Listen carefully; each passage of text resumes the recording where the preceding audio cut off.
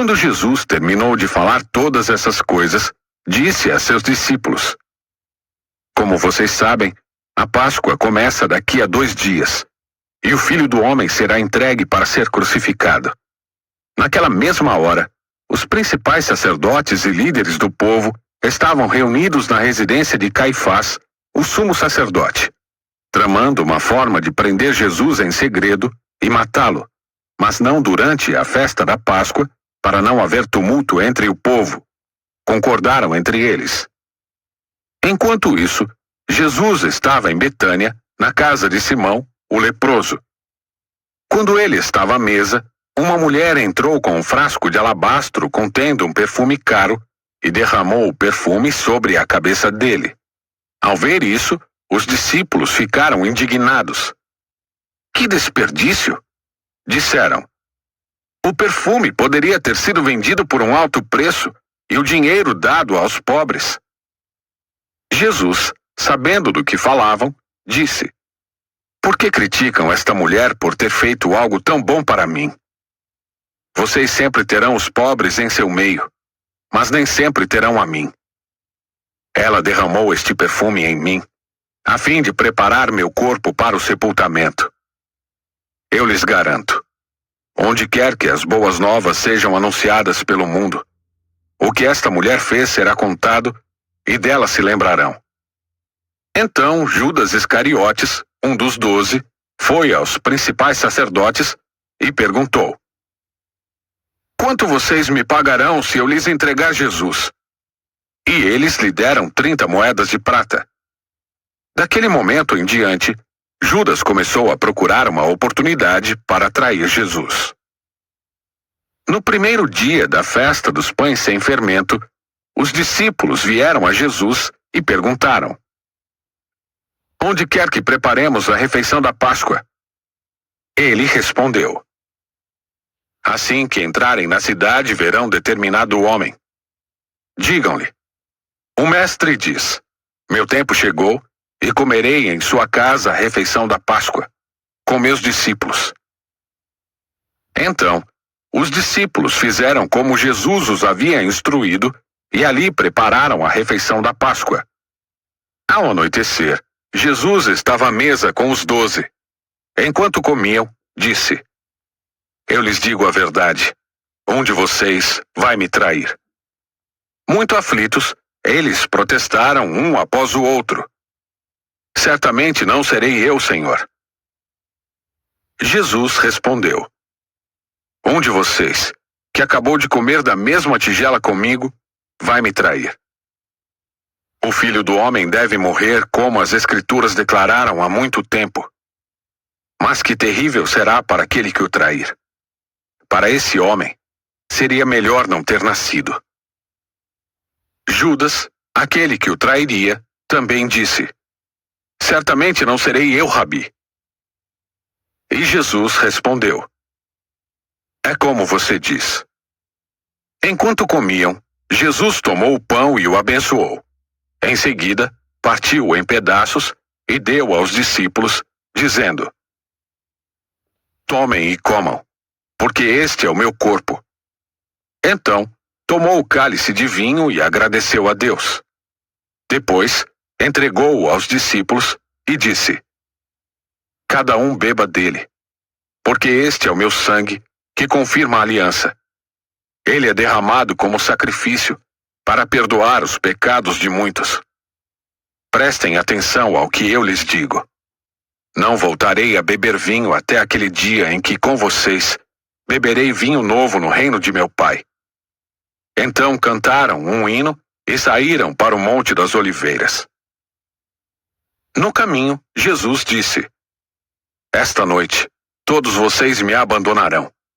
Pois as Escrituras dizem: Deus ferirá o pastor, e as ovelhas do rebanho serão dispersas. Mas depois de ressuscitar, irei adiante de vocês a Galileia. Pedro declarou: Pode ser que todos os outros o abandonem, mas eu jamais o abandonarei. Jesus respondeu: Eu lhe digo a verdade. Esta mesma noite, antes que o galo cante, você me negará 3 vezes. Pedro, no entanto, insistiu. Mesmo que eu tenha de morrer ao seu lado, jamais o negarei. E todos os outros discípulos disseram o mesmo. Então, Jesus foi com eles a um lugar chamado Getsêmani e disse: Sentem-se aqui, enquanto vou ali orar. Levou consigo Pedro e os 2 filhos de Zebedeu e começou a ficar triste e angustiado. Minha alma está profundamente triste a ponto de morrer, disse ele. Fiquem aqui e vigiem comigo. Ele avançou um pouco, curvou-se com o rosto no chão e orou. Meu Pai, se for possível, afasta de mim este cálice. Contudo, que seja feita a tua vontade e não a minha. Depois, voltou aos discípulos e os encontrou dormindo. Vocês não puderam vigiar comigo nem por 1 hora? Disse ele a Pedro. Vigiem e orem, para que não cedam à tentação, pois o espírito está disposto, mas a carne é fraca. Então, os deixou pela 2ª vez e orou. Meu Pai, se não for possível afastar de mim este cálice sem que eu o beba, faça-se a tua vontade. Quando voltou pela 2ª vez, encontrou-os dormindo de novo, pois não conseguiam manter os olhos abertos. Foi orar pela 3ª vez, dizendo novamente as mesmas coisas. Em seguida, voltou aos discípulos e lhes disse: Como é que vocês ainda dormem e descansam? Vejam, chegou a hora. O Filho do Homem está para ser entregue nas mãos de pecadores. Levantem-se e vamos. Meu traidor chegou. Enquanto Jesus ainda falava, Judas, um dos 12, chegou com uma grande multidão armada de espadas e pedaços de pau.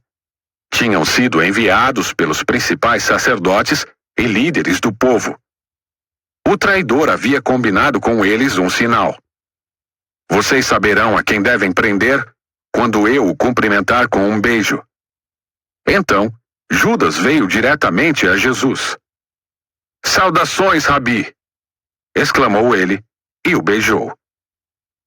Jesus disse: Amigo, faça de uma vez o que veio fazer.